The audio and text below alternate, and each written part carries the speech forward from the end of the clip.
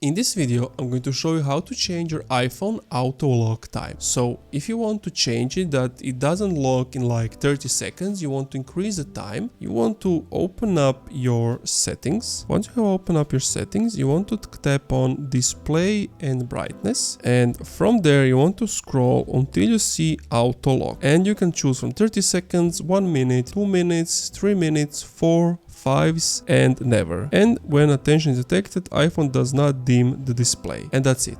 Thank you for watching this video. If you enjoyed, leave a like, comment, subscribe.